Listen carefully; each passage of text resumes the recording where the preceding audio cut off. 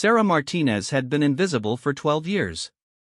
Every morning at 4:30 a.m., she arrived at Chicago O'Hare International Airport before the sun painted the sky, before the coffee shops opened, before most passengers even thought about their flights.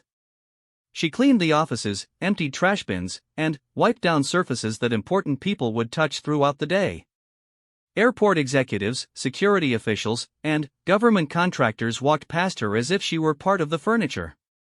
But, on a cold Tuesday morning in March, Sarah's routine cleaning would save 247 lives and expose a conspiracy that reached the highest levels of aviation security. What she discovered in a discarded folder while emptying a wastebasket would ground a commercial flight just minutes before takeoff and reveal that sometimes the most important people are the ones nobody notices. This is the true story of how a woman who worked in shadows became the unlikely hero who prevented one of aviation's most devastating near disasters. Sarah Martinez moved through the sterile corridors of Terminal 3 like a ghost. Her cleaning cart squeaked softly as she pushed it from office to office, each wheel marking another step in a routine she had perfected over 12 years of working the graveyard shift at Chicago O'Hare International Airport. The fluorescent lights hummed overhead, casting harsh shadows that made everything look cold and institutional. At 52 years old, Sarah had learned to appreciate the solitude of her work. While the rest of Chicago slept, she maintained the spaces where crucial decisions were made daily. The Federal Aviation Administration Regional Office, the Transportation Security Administration Coordination Center, and various airline administrative offices all fell under her responsibility. She took pride in her work, even if nobody seemed to notice her efforts. Sarah had immigrated to the United States from El Salvador 23 years earlier with her husband Miguel and their 2 young children. Miguel worked construction during the day while Sarah cleaned offices at night. It wasn't the life they had dreamed of when they left their homeland, but it was honest work that allowed them to build something better for their family. Their daughter Maria was now a registered nurse, and their son Carlos was finishing his degree in engineering. The sacrifices had been worth it. The airport was a world unto itself during the early morning hours. Sarah knew every custodian, every security guard, and every maintenance worker who shared her schedule. They formed an invisible community of people who kept the massive operation running while most travelers remained blissfully unaware of their existence. She knew which TSA agents drank too much coffee and left stains on their desks, which airline executives worked late into the night, and which government officials seemed perpetually stressed about things she couldn't understand.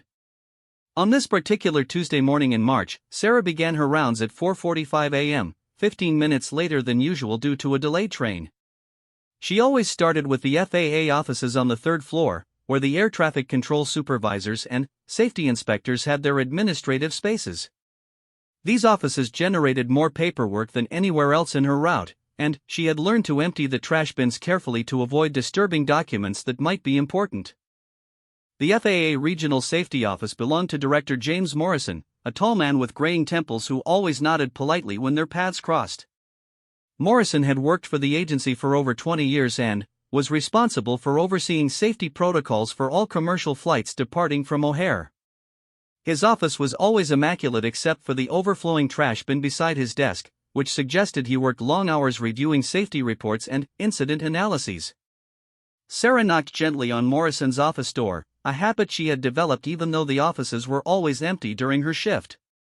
When no response came, she entered with her key card and began her usual routine. She dusted the desk, cleaned the windows that overlooked the runways, and replaced the water in a small plant that Morrison kept near his computer monitor. As she lifted the trash bin to empty it, several folders slipped out and scattered across the floor. Sarah immediately knelt to collect them, worried that she might have damaged something important. Most of the documents were typical bureaucratic paperwork, but one folder caught her attention because it was marked with bright red tape and the words "Priority Review" stamped across the cover. The folder had fallen open, revealing a maintenance report for American Airlines Flight 487, scheduled to depart for Los Angeles at 7:30 a.m. that same morning. Sarah couldn't understand most of the technical language, but certain phrases stood out clearly. Critical hydraulic system failure. Temporary repair insufficient for long-distance flight. Recommend immediate grounding until full replacement completed. At the bottom of the report, someone had handwritten in red ink, "Cleared for takeoff per management directive." Economic considerations override safety recommendation. File accordingly. Sarah's hands trembled as she read the words again. She had cleaned enough offices and overheard enough conversations to understand that hydraulic systems were essential for controlling aircraft. She also knew that Flight 487 was a major route that carried nearly 250 passengers and crew members every day. The thought of those people boarding a plane with known safety issues made her stomach turn. She carefully placed the other documents back in the trash bin, but kept the maintenance report. Sarah knew she was crossing a line by taking the document, but something deep inside told her this was more important than keeping her job. She folded the report and tucked it into her uniform pocket, then finished cleaning Morrison's office as if nothing had happened. For the next 2 hours, Sarah struggled to concentrate on her work. She moved through the remaining offices mechanically, her mind racing as she tried to decide what to do with the information she had discovered. She thought about her own children and how she would feel if they were passengers on that flight. She thought about the families who would board Flight 487 in just a few hours, trusting that everyone involved in aviation safety was doing their job properly. By 6:30 a.m., Sarah had finished her cleaning rounds, but instead of heading home as usual, she found herself walking toward the departure gates. Terminal 3 was beginning to come alive with early morning travelers, and she could see the gate area for Flight 487 starting to fill with passengers. Families with children, business travelers checking their phones, elderly couples holding hands as they waited to board. Normal people living their lives, unaware that someone had decided their safety was less important than airline profits. Sarah approached the American Airlines customer service desk, her heart pounding so hard she was sure everyone could hear it. The young woman behind the counter looked up with a professional smile that faltered slightly when she saw Sarah's custodial uniform. "Can I help you with something?" the agent asked, her tone polite but clearly indicating that Sarah probably didn't belong in the passenger area. Sarah pulled the maintenance report from her pocket with shaking hands. "I found this in an office upstairs," she said quietly. "It's about Flight 487. I think there might be a problem with the plane." The agent's expression shifted from polite confusion to alarm as she began reading the document. After a few moments, she looked up at Sarah with wide eyes. "Where exactly did you find this?" "In the FAA safety director's trash bin," Sarah replied. "I was cleaning his office, and it fell out when I emptied the wastebasket. I know I shouldn't have taken it, but when I read what it said about the hydraulic system." The agent immediately picked up her phone and began speaking in urgent, hushed tones to someone on the other end. Sarah couldn't make out the words, but she could see the tension spreading across the woman's face as the conversation continued. Within minutes, several people in suits appeared at the gate area. Sarah recognized 2 of them as airport security officials she had seen during her years of working the night shift. They approached her with serious expressions, and for a moment she wondered if she was about to be arrested for stealing documents. "Ma'am, I'm Captain Rodriguez with Airport Security," one of them said. "We understand you found some documentation that might relate to flight safety. Can you tell us exactly what happened?" Sarah repeated her story, explaining how the folder had fallen from the trash bin and what she had read in the maintenance report. As she spoke, more officials arrived, including someone she recognized as the airport operations manager and several people in FAA uniforms. The debate that followed was intense but conducted in whispers to avoid alarming the waiting passengers. Sarah watched as the officials examined the document she had found, making phone calls and consulting with people she couldn't see. The maintenance report was photocopied multiple times and passed between various hands like a piece of evidence in a criminal investigation. At 7:15 a.m., just 15 minutes before Flight 487 was scheduled to begin boarding, an announcement came over the gate area speakers. "Ladies and gentlemen, we regret to inform you that American Airlines Flight 487 to Los Angeles has been delayed due to mechanical issues. We are working to resolve the problem as quickly as possible and will provide updates as they become available." The announcement triggered a chorus of frustrated sighs and complaints from the waiting passengers, but Sarah felt a wave of relief wash over her. Whatever was happening, at least those people wouldn't be taking off in a plane that might not be safe. As the morning progressed and the situation became more complex, Sarah found herself at the center of something much larger than she had anticipated. The simple act of cleaning an office had led to the discovery of what appeared to be a deliberate cover-up of safety issues. She had no way of knowing that her discovery would ultimately expose a network of corruption that reached far beyond a single flight, or that her decision to speak up would save lives and change aviation safety protocols forever. Standing in the busy terminal, surrounded by frustrated travelers and increasingly tense officials, Sarah Martinez realized that her invisible years of working in the background had prepared her for this moment. She had observed enough, learned enough, and developed enough courage to do what was right, even when it meant risking everything she had worked for. The hours following the grounding of Flight 487 transformed Chicago O'Hare into a hub of intense investigation activity. Sarah found herself escorted to a small conference room in the airport's administrative section, where federal investigators began arriving throughout the morning. What had started as a routine maintenance issue was rapidly evolving into something far more serious. Special Agent Catherine Walsh from the Department of Transportation's Office of Inspector General was the first federal investigator to interview Sarah.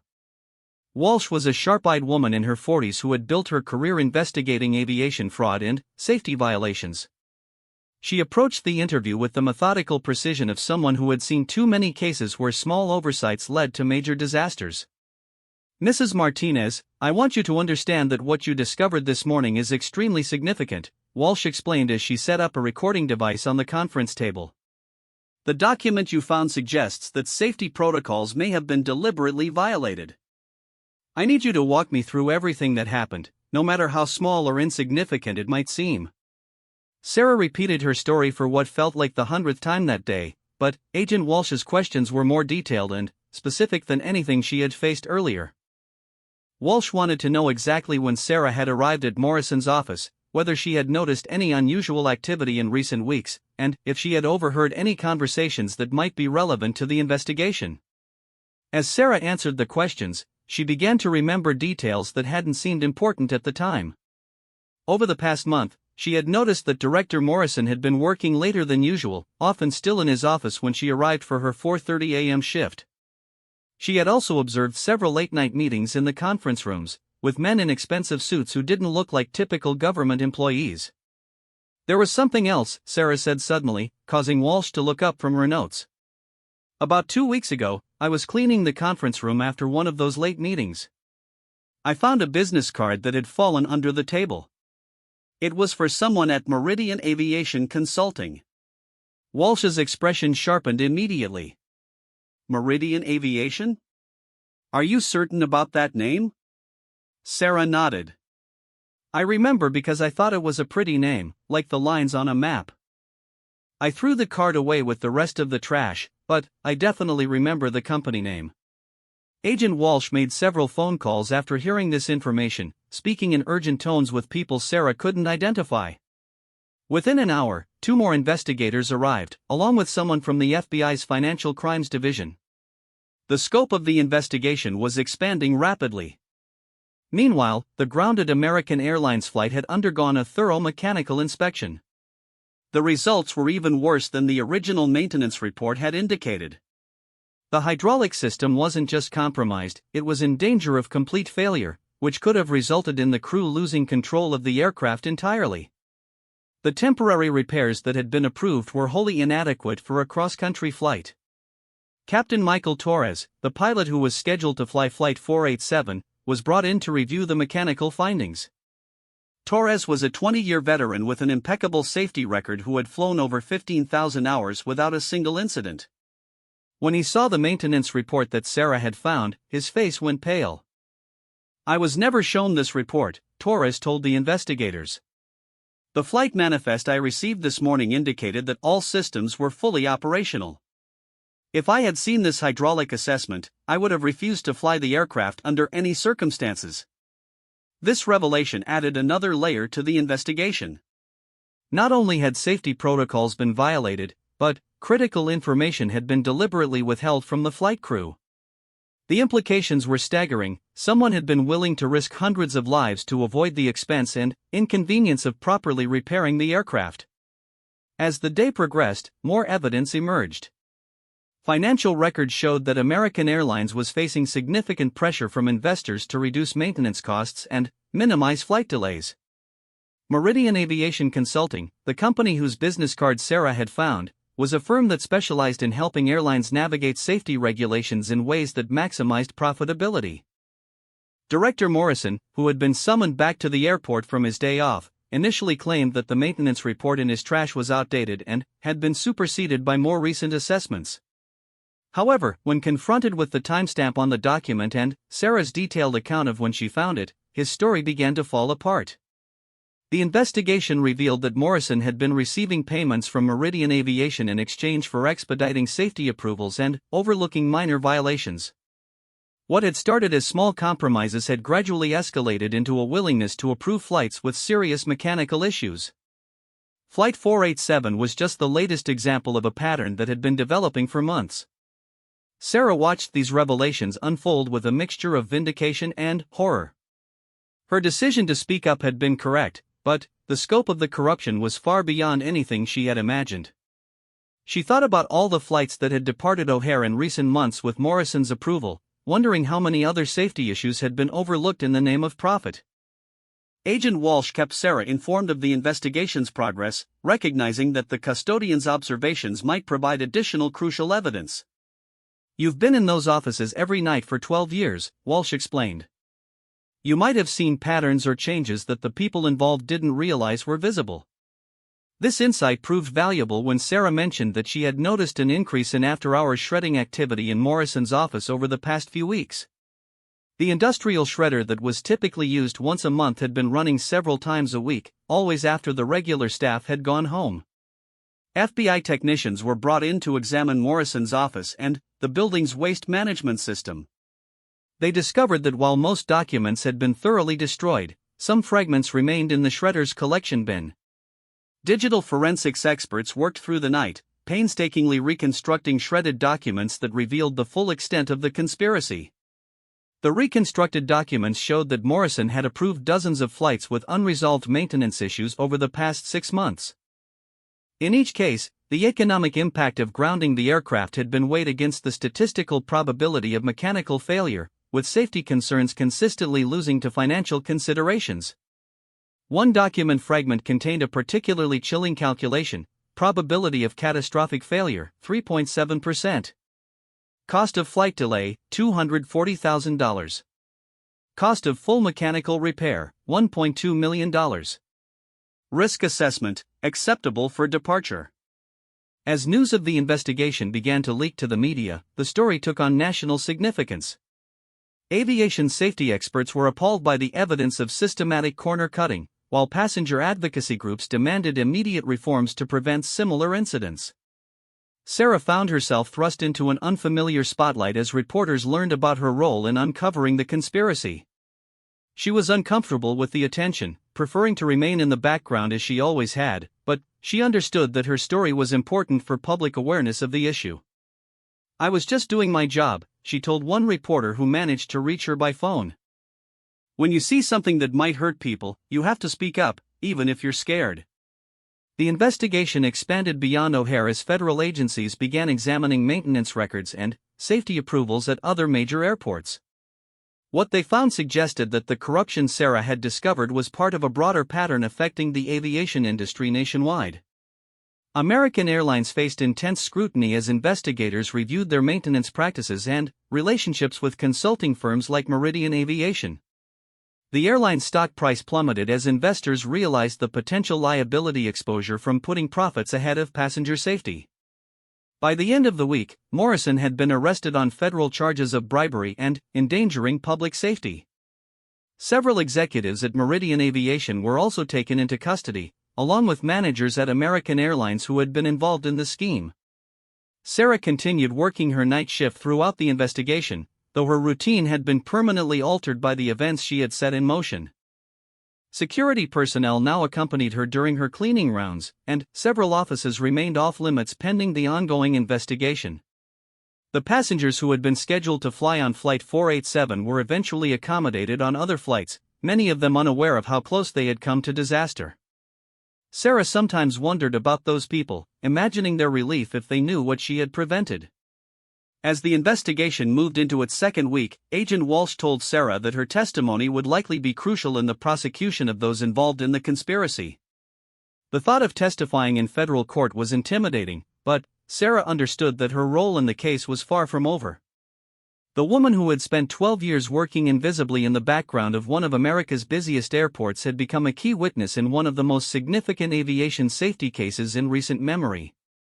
Her meticulous attention to detail and moral courage had not only saved lives but had also exposed a system of corruption that threatened the safety of air travel nationwide.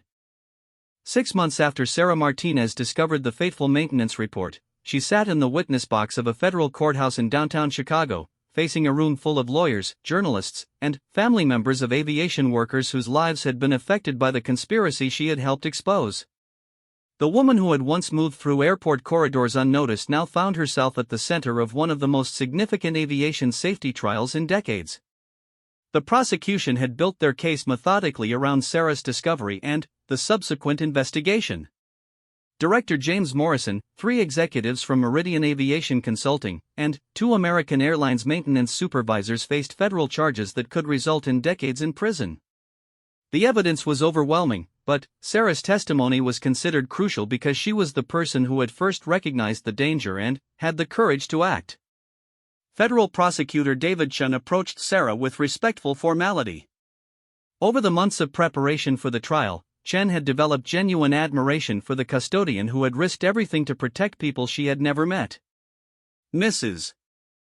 Martinez, can you tell the court what you were thinking when you first read the maintenance report about Flight 487?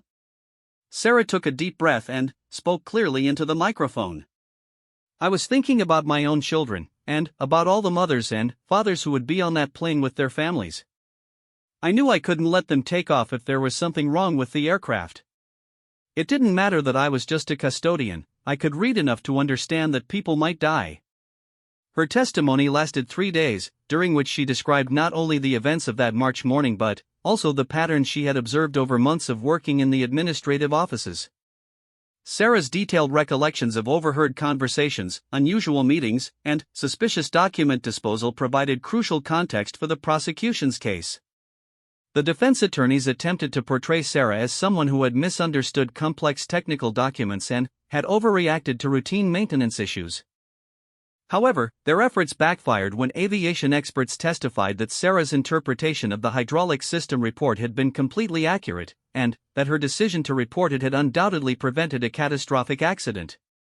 Captain Michael Torres, the pilot who would have flown Flight 487, provided some of the most compelling testimony in the trial.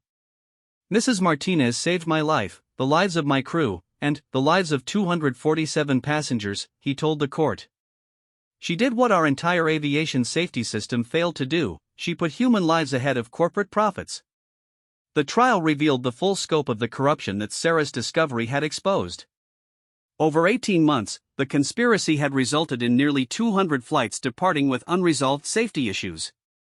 Computer models presented by government experts estimated that the systematic corner cutting had increased the probability of a major accident by over 400%.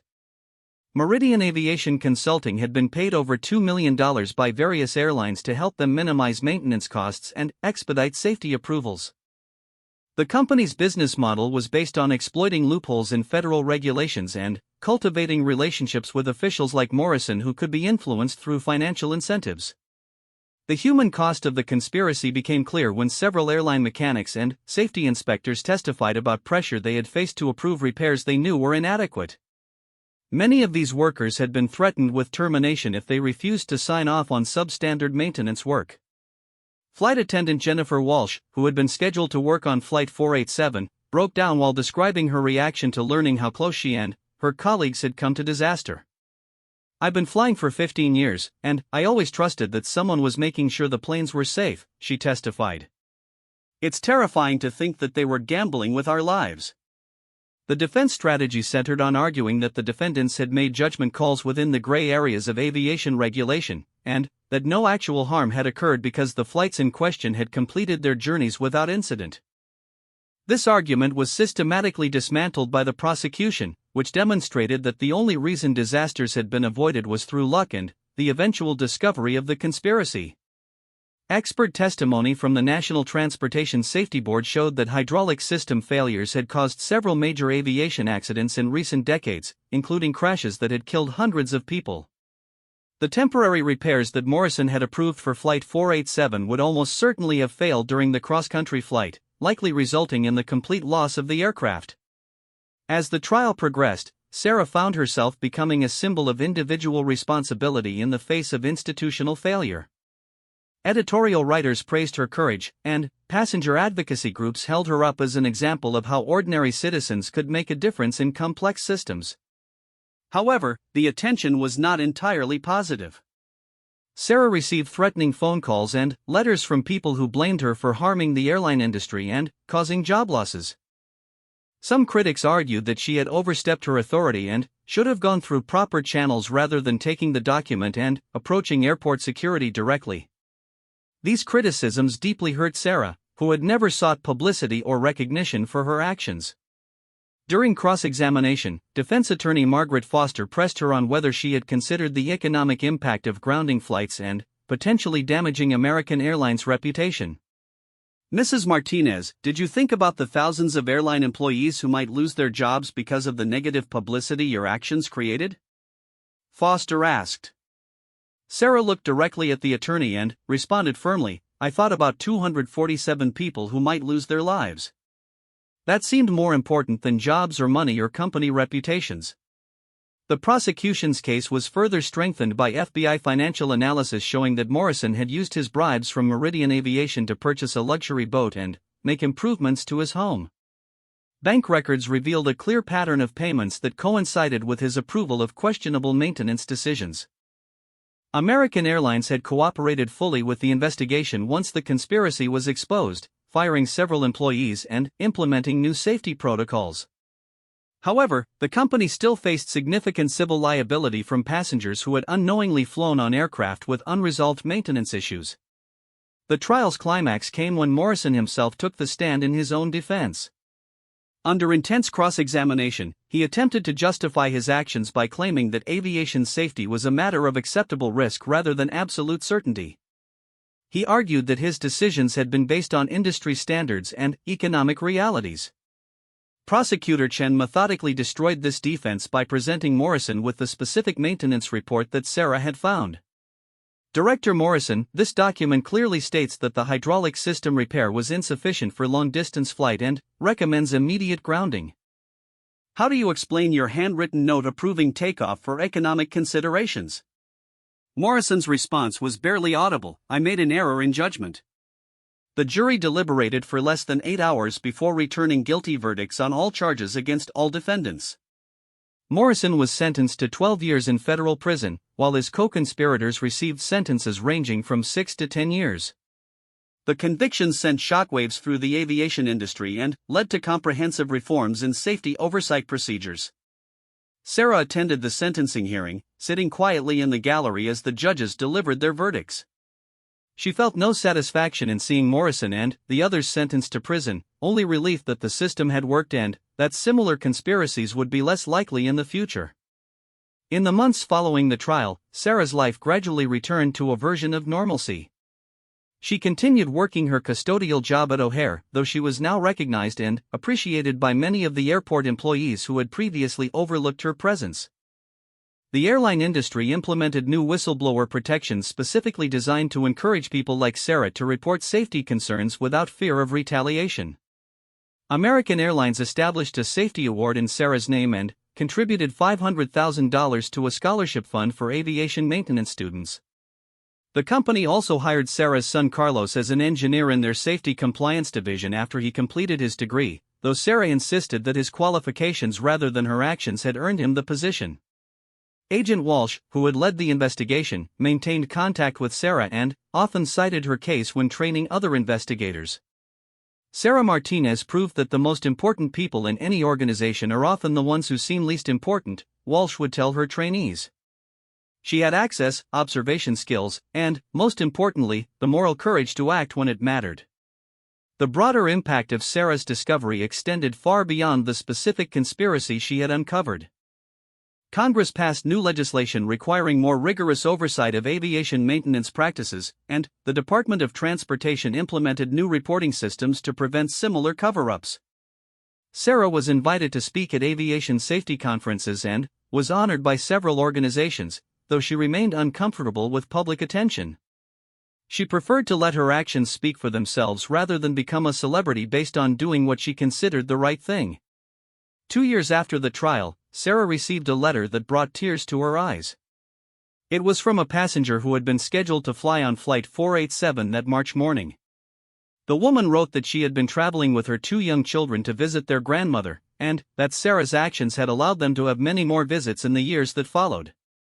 "You saved my children's lives," the letter concluded, "and they don't even know your name. But I will make sure they understand that sometimes heroes are the people we never notice, who do important work while the rest of us sleep." Sarah kept that letter in her locker at work, reading it whenever she needed reminding that her years of invisible labor had led to the most important moment of her life. She had learned that working in the background didn't mean being powerless, and that ordinary people could have extraordinary impact when they chose to act with courage and integrity. The woman who had once moved through airport corridors unnoticed had proven that the most crucial observations sometimes come from the most unexpected sources, and that true heroism often wears a custodial uniform and carries a cleaning card rather than a badge or a title. In saving Flight 487, Sarah Martinez had not only prevented a tragedy but had also demonstrated the vital importance of every person who keeps our complex world running safely, one careful observation at a time.